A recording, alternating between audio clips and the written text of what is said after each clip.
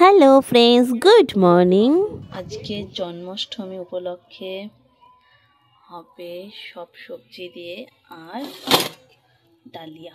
আজকে ডালিয়া হবে সব সবজি দিয়ে, কারণ আজকে ভাত হবে না। আর রাত্রিবেলা হয়তো লুচি টুচি কিছু একটা হবে ময়দা, কিন্তু দিনের বেলা আজকে আর ভাত রান্না করবো না, সবাই ডালিয়াই খাবে। তারপরে আজকে মন্দিরে যাওয়া আছে, পাঁচুগোপালের মন্দিরে যাওয়া আছে, তাই আজকে একটু তাড়া আছে। ঘরে পুজো দেওয়া, তারপর রান্না করা, দিয়ে পাঁচুগোপালের মন্দিরে যাওয়া, তাই আজকে রান্না হবে ডালিয়া। আমি রান্না টান্না করে এবার চলে এসেছি গোপালের একটু ভোগ নিবেদন দেবো বলে। তো মোটামুটি আমি আমার গোপু সোনার জন্য একটু ফল মিষ্টি নিবেদন করেছি আজকে জন্মাষ্টমী উপলক্ষে। মোটামুটি আমার পুজো হয়েই এসছে। এরপরে রেডি হয়ে আমরা যাব পাঁচুগোপালের মন্দিরে। ওখানে একটু দেরি করেই পুজো হয় আর প্রচুর ভিড় হয়।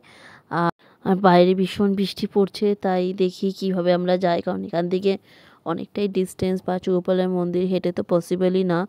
তো দেখা যাক, বাইকে যাওয়া যেত, কিন্তু বৃষ্টির জন্য হয়তো যেয়ে উঠতে পারবো না। দেখি কি করে যাওয়া যায়। তো বন্ধুরা, ভিডিওটা পুরোটা দেখতে থাকো, সঙ্গে থাকো।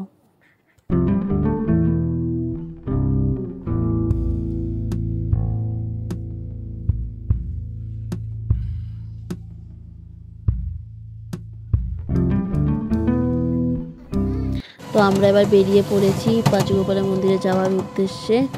আমরা ওলা টোটো করেছি, কিন্তু দেখো আমরা টোটোতেও বসেছি, মানে যাওয়ার 5 মিনিট আগে থেকে বৃষ্টি একদম কমে গেছে।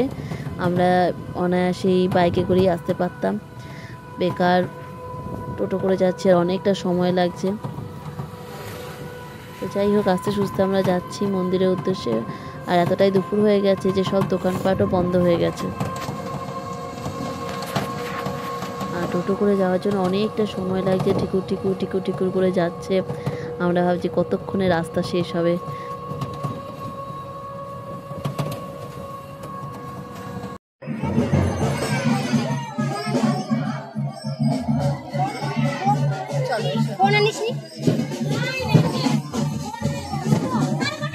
দেখি একটু যা, দেখি একটু যা, যাও।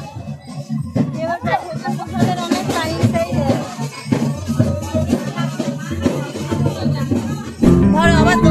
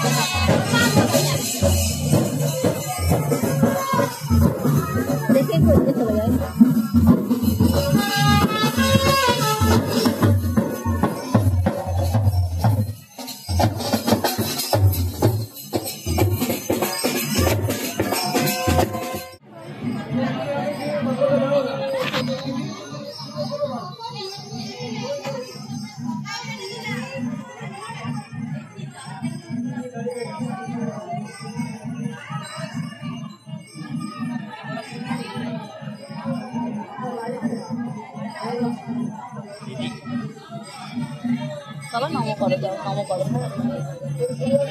নমো করো, মাথা ঠুকে নমো করো।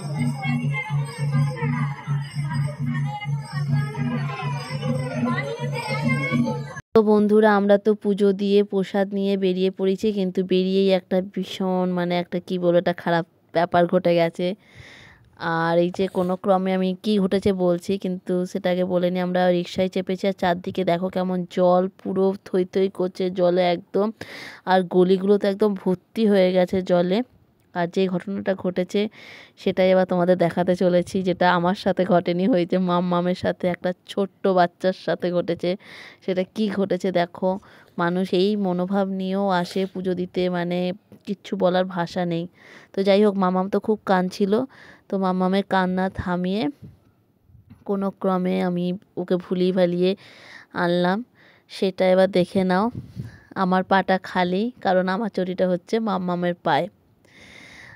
মাম্মামের আমরা বেরিয়ে দেখি যে মাম্মামের চটিটা কেউ পরে চলে গেছে, মানে মাম্মাম জুতো পরে গেছিলো।